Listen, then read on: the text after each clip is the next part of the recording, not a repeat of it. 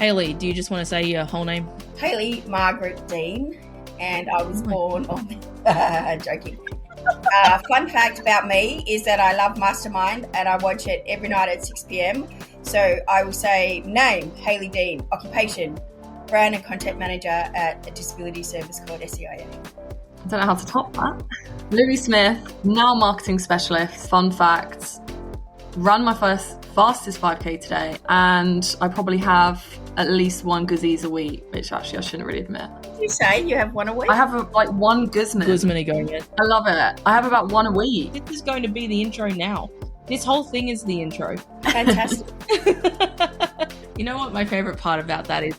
You've shortened Guzman and Gomez to Guzzies, which is so Australian. We're all on the podcast today, and this was based on a conversation that all three of us had last Thursday during a lunch. We were just thinking about all the things that we've learned since working at Spinal Cord Injuries Australia. 30% of this podcast right now has a disability, so it will be interesting to sort of, for other people to just sort of hear about what you've learned or things that have, I don't know, I don't want to say what you've learned from the things you've experienced and the people you've worked with, but it's more like, I guess, what has been some of the things that have been highlighted for you that you wouldn't have thought about. And I'm just going to start because even though I do have a disability, I grew up in the Blue Mountains and I was one of two people with a disability in my year who was in mainstream education.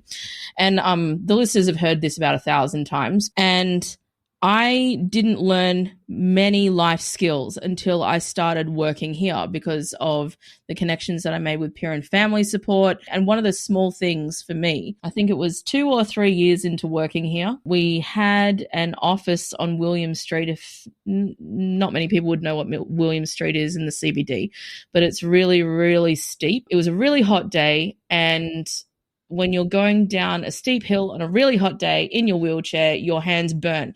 And I got all these blisters along my hands and they had just shredded to pieces. And so I was asking somebody to ask somebody about what I could do about this. Dan Holt, who you will hear on the podcast again, and who you've seen in plenty of our videos, he recommended Harbinger weightlifting gloves. It's been 7 years and they have been flawless. The biggest thing is probably what the word accessibility truly means. So I think it's a word that you hear a lot. It gets thrown around a lot. And being somebody that is very conscious of other people, and I try very hard to be a good human being, when I started at SCIA was when I truly understood what that word meant. So an accessible office is not just an office that's on a flat area without stairs. There are so many elements that have to be included, like bathrooms. I didn't realize how important bathrooms were. Even working with you, Suze, aircon, I had no idea that would affect you in the way that it does. Having a tiny little cold and the effects that can have, even team uniforms and accessible clothing. I had no idea that accessible clothing was a thing. And I thought I was fairly up on D&I and fairly wise to the world, and I learned an awful lot. Yeah, mine actually follows that quite closely. I think the main thing I have learned is how little I actually knew in the first place. And again, it comes back to accessibility. I think even just being in the office with people with disabilities, seeing how, like you say, what accessibility actually means, even the thickness of a carpet kind of comes into consideration. I never would have even thought that carpet too thick would be too hard to wheel on, or even just leaving the office with Suze and seeing you navigate the sidewalks and the pavements and the roads. So even if the building itself is accessible, the area around it, I think that's a lot of things that people might overlook and probably would not necessarily consider. So yeah, just kind of knowing those things now made me realize how little I actually knew. Question is, how many people with disabilities did you meet before coming here? Did you actually know of? Yeah, I guess it kind of goes into that. When I first started working at Employability and I told people what I did, and I was like, I help people with disability find work, because that's kind of what we do. We kind of assist with those functions and, get the program going and stuff. And everyone was like, oh my God, that's so amazing. You're doing such good work. But I was like, I see it. I'm just helping people get a job. How you wouldn't have that reaction if I worked at a recruitment company anywhere else. So I was just, it's that kind of, I think, what people think and what the media portrays is it's it's so amazing. They're getting jobs and all of this. It's like, but what? It's just a normal person getting a job. What are you on about? And it's that, yeah. And I found that very, kind of similar in employability. I've got a son who's autistic. My partner's autistic. My godson is severely autistic. The three of them are very different levels of autism, but yet they're all autism, and yet they're all disabled in a way. I have family members with CP, but it's interesting because, working at SCIA, disability, when we talk about that, is actually, we're really just referring to physical disability. We are so lucid with that term that we all know what we're talking about, what we don't really distinguish it. And from what I learned from my son particularly and his needs, and also my younger son being premature and having a lot of needs, and as he grows, he's coming out of that, but never being exposed to that world before and having to learn very quickly. I think the hardest thing to learn is the language, and there's so many acronyms, and there's so many it's like almost a totally different language that you have to learn, and a way of being that you have to learn really quickly to keep up. We were never able to get NDIS, unfortunately, so we haven't gone down that. Well, we tried to go down that path, but we weren't eligible. And I know that that's a major problem there as well. But in terms of growing up, I do remember a girl in my year with CP, and she was still in my class, and we all just thought she had a funny walk. I mean, it was the 70s and 80s, so yes, there was a very different time. It's these things you grow up with, and the terms are so innately within you, but as you grow up and you realise you can't talk like that anymore because that's really offensive. In the UK, did you guys, and I've spoken about this a few times, I think one of them was with Senator Jordan Steele John, but in Australia we have special education unit, and that contentious subject when it comes to disability student and education. Do you, in the UK, do you have something similar?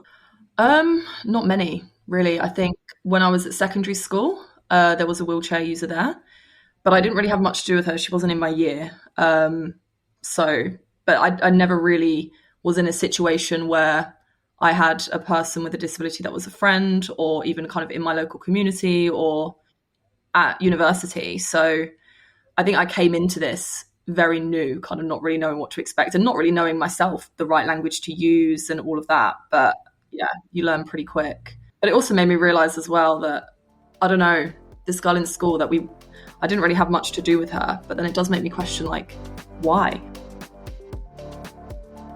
Now that you've had, like, I don't know, for lack of a better term, exposure to more people with disabilities, what do you reckon needs to be implemented for more people to take disability seriously?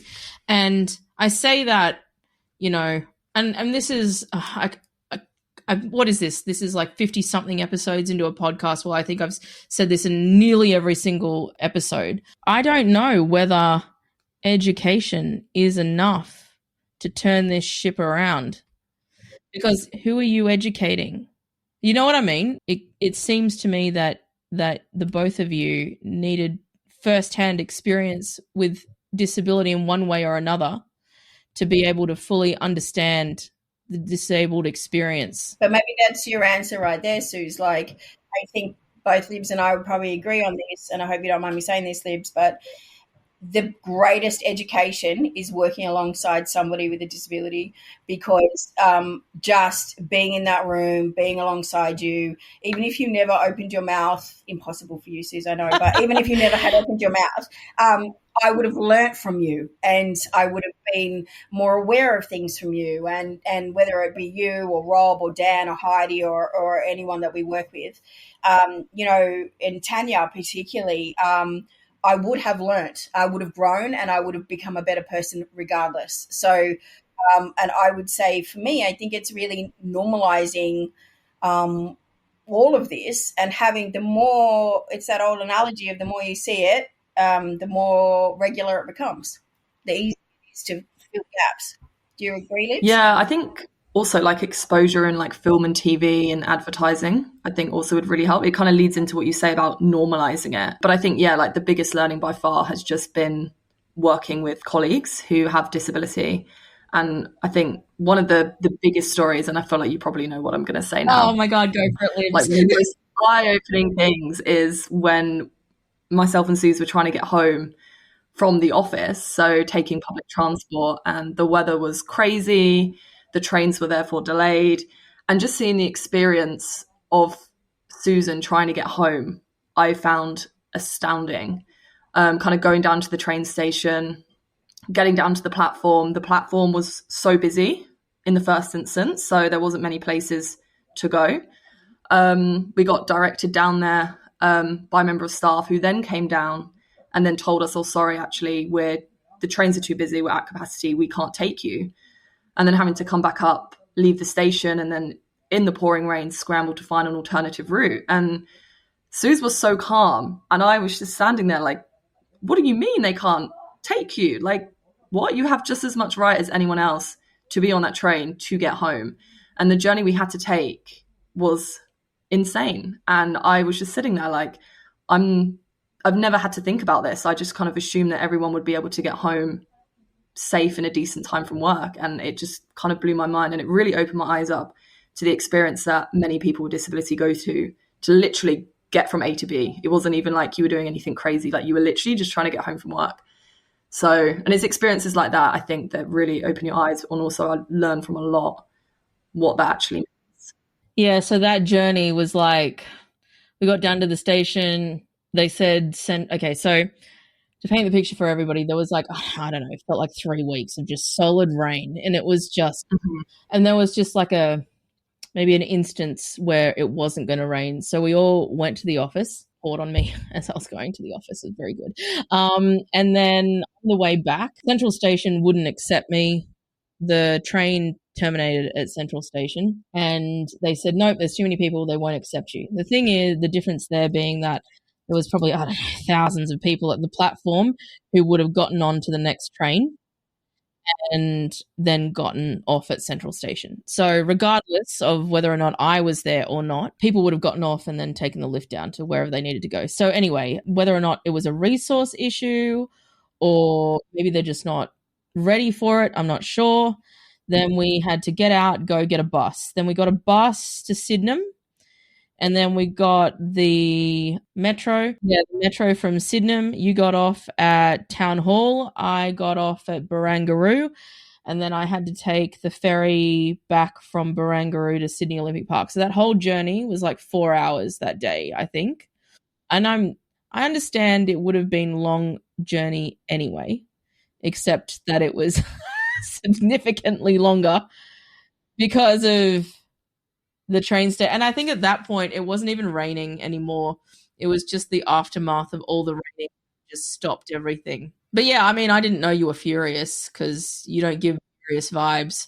Every time I think about it, it just angers me all over again. Because like you say, they'll guarantee there'll be people getting on that train, getting off that train at Central and then using the lift and the facilities. So it's just like, well, how comes they are able to do it? Like if you're at capacity, then in my head, okay, you're shutting for everyone. No one's getting on this train here, but they did. And that really angered me. I think if I could say this, I think, you know, working with employability and you hear it time and time again, the hesitation when people see a CV and they see the qualifications and they're like perfect, and then they learn that the person's in a chair or they need some workplace modifications, and they get frightened and they end up turning that person away more out of their own fear because they don't want to do the wrong thing, or rather than thinking that this thing is too hard. I think most people accept now that workplace modifications are quite easy to manage and to do. And as the growth of AI comes in, I think we're all more comfortable with workplace modifications for some bizarre reason, because in your head you just assume that it's speakeasy stuff or a good chair or whatever it is, a ramp. When you do your team bonding exercises, let's go to a cafe or a restaurant or somewhere that is easy to access, rather than, you know, like it really is a slight change of thought. It really isn't much more to that, but it shouldn't be frightened. Like we have a guy that works with us in one of our ambassadors, and he says, you know, the guy's got a law degree, and he says it's not uncommon for him, after a little while, people start talking down to him, and they raise their voice like he's a child, and then they give him effectively the filing because they think they're being polite to him. And I just think that's something that we've all got to stop doing. And at the end of the day, these human beings, we're talking about normal human beings in in a normal environment, wanting a normal job to pay their normal rent. There's nothing abnormal about it. So there's no need to be scared or worried because it is what it is. I don't know if it's an unpopular opinion. I just think that maybe when people talk about disability, from what I've read, and even I think people focus on the wrong thing, right? Yes, language is a huge deal because it can really make or break a person. And it is also directly connected to somebody's confidence and how they identify and that kind of thing. The things like when people say things like, don't bend down, don't bend down to spit. I couldn't give a shit. Couldn't give a shit if you're bent down or if you're standing up. None of it matters to me because in my eyes, everyone is taller than me. So it doesn't really help me have a more equal conversation if they're bending down or if they're standing up. I don't think that's really a priority. I think the priority is probably, as I say time and time again, a rollout of legislation to try and make more people actually acutely aware of disability training. I mean, for myself, I was on a disability support pension because where I come from was not employing me. So it wasn't until I moved down to Sydney and then I finally got some work and then eventually I got off the pension. And what a relief that was to me because I think, I just want to let people know if you feel like apprehensive about getting off the pension because there is security in that, right? It's a thing that comes through every fortnight and it gives you security, also gives you discounts, that kind of thing. Getting employed and then having the freedom to have my own money and to not have to go to a government body every 4 months. And when I lived in housing, they used to come around to my apartment every couple of months and be like, still disabled, like, you know what I mean? So, and do a check of it's not the same thing when you're renting your own property and you get to do whatever you want. There's like a freedom in that kind of thing as well.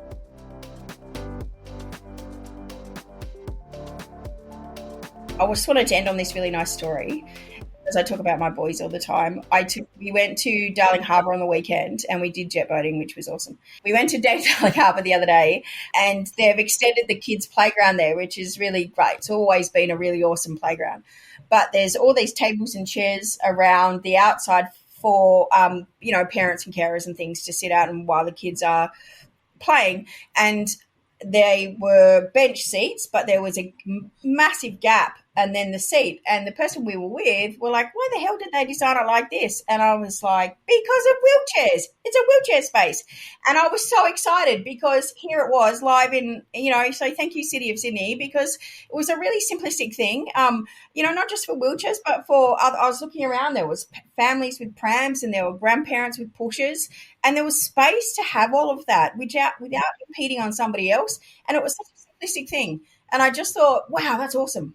So I had to tell you because, it's tiny little changes like that are magnificent. I think it would just almost be, I don't know why I'm speaking like I'm the wisest person ever, but just encourage people to think, I guess, about accessibility, about other people in different situations than your own, because I definitely didn't think and I didn't consider. But now working, I think, for Skia, I do. And there are times where I'll be in a shop and think, oh, if I was with Susan, she would not be able to get a wheelchair in here. But it's even just having those thoughts and being aware of it. It's just making yourself aware. So like if, education is or isn't there, whatever, but just thinking, how would someone else in a different situation deal with this situation? I think that's probably the main thing. And I'll continue to learn and I'll continue to think as well. So this is going to go out next week, by the way. And some of the hardest things I've had to plan. I haven't been on a holiday outside of Australia since 1996, which apparently is when Libby was born.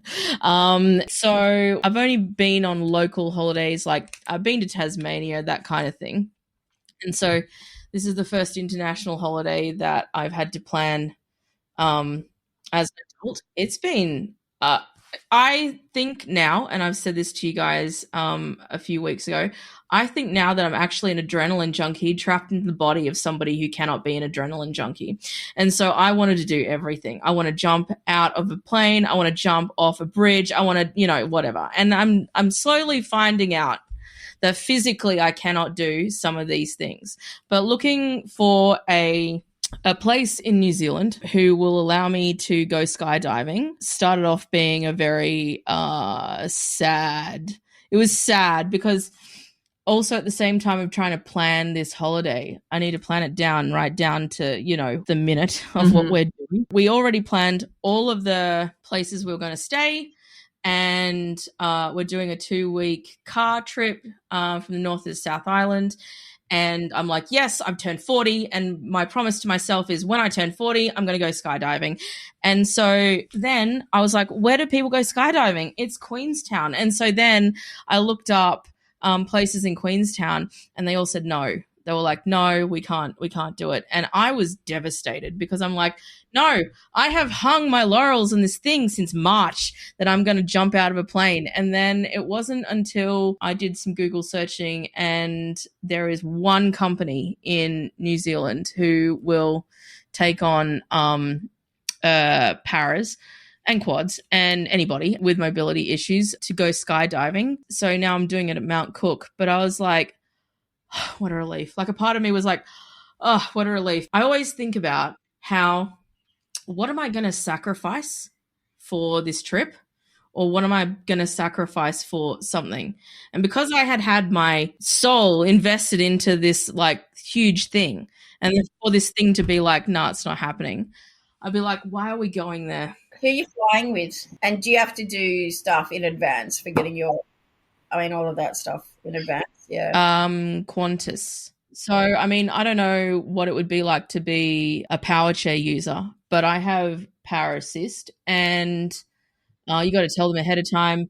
Also, you got to print off some documentation so it will come with you on the hand luggage. You got to let them know well beforehand that you're coming, and then they let you onto the plane first, and then they let you off the plane last. I don't know if you guys have ever seen a airplane wheelchair. Yes, they're really skinny. They are scary. And when you don't have the autonomy to being able to actually hold on to wheels, like I truly hate it and I got my handles cut off the back of my wheelchair for 2 reasons. One of them was because it kept hitting me in the face when I was putting my wheelchair in the car. But secondly, it's because people would just come up behind you and just start wheeling you. And nothing makes you feel more terrified than not having the autonomy to be able to do something by yourself.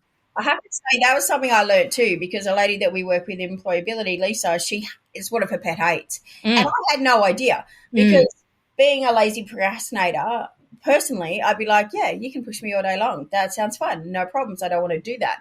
And because I was looking at it from my own point of view, but she described it the same way you just did, which was, do not push me around. I am an adult. I am a human being. I know where I want to go. Do not treat me like a child, because that for her, it's just taking away her complete independence and her autonomy. And I can see it now. Did I tell you guys, or was it somebody else? There have been 2 times where I genuinely feared for my life, and for some reason they both happened in Penrith Plaza. But I was 17 at the time, and I was going through the plaza. No. And somebody came up behind me and started pushing me. And it wasn't, I don't know, like pushing a wheelchair like you would normally, I guess. They went at full velocity through and I don't have the best core strength. So if it even goes like this a little bit, I will just fall straight out of the wheelchair. And so I was terrified. And I've got the grip of a gorilla. So I gripped onto the side of the wheelchair and I'm like hanging on.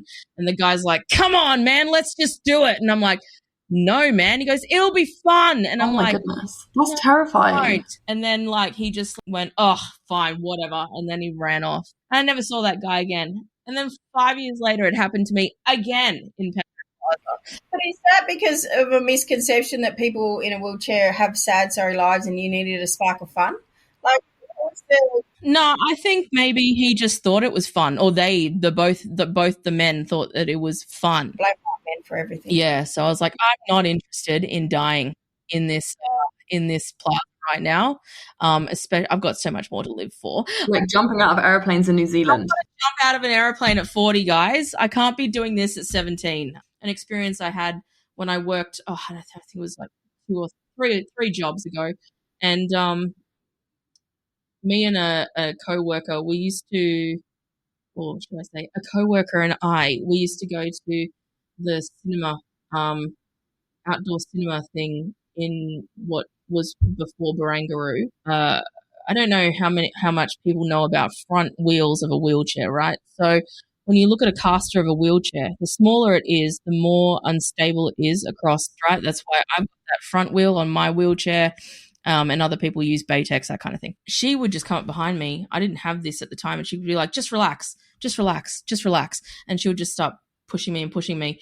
And the surface is like this, and the whole time I was thinking, oh, careful, careful, careful. And she'd be like, just relax, just relax. I'm like, I am far from relaxed. I'm like, stop it, just stop it. It's scary, and they might fall out. Totally learned that. Did not know that before. Not that I would have ever grabbed anyone in a wheelchair, but did not realise how much that was hated. So, yes. There we go. There we go, guys. And also, a flat ground isn't necessarily a flat ground. So what I would go, oh, yeah, it's relatively flat. It doesn't. Like, I've learned a lot about all of that as well. And I think Libs brought that up with the carpet and grass. Yeah. I didn't know about any of that stuff. I have one more fun thing I have learned. It's how strong, I don't know if it's a Susan thing, how strong you are. Like, I'm intimidated by your arm strength. Yeah. I'm kind of a bit jealous. But I'm like, I love it when you guys flex. And that's amazing. Like, so I just want to share that. Like, oh yeah, no problem. I'll just show these guns on. No one can see it, but no one can see. Unfortunately, I did a half marathon 4 weeks ago, guys. No, anyway. Exactly, and it's just you are strong. No arm wrestling with a person in a manual wheelchair is maybe my final takeaway. Yeah, I wouldn't fight you. The thing is that I've got incredibly weak wrists, but I've got an incredibly like my grip is obviously from all the wheeling. I had no idea. Like, apparently I've got a really big muscle near my thumb, right? Like on the palm of my hand near my thumb. I didn't know that wasn't normal. So so there you go. Anyway, cool. Well, thanks guys. Let's get out of here. It's all right. Let's do it more often. All right, cool. Thank you. Bye. Bye. You've been listening to Have the Nerve, a podcast by Spinal Cord Injuries Australia. This episode has been written, produced and edited by me, Susan Wood, and logo art by Kobe Ann Moore. This podcast wouldn't be possible without the funding of the Department of Social Services as part of our resource hub. Go and check it out at scia.org.au or click the link in our show notes. And finally, if you like this podcast and you're listening to it on Apple or Spotify, please feel free to give this podcast a 5-star review. And even better, I would love for you to tell 3 people about this podcast. Not 4, that's too many people. Only 3. We'll be releasing more episodes giving you perspectives of experts in the field of disability and perspectives of lived experience. We would love for you to come with us. Thank you for listening.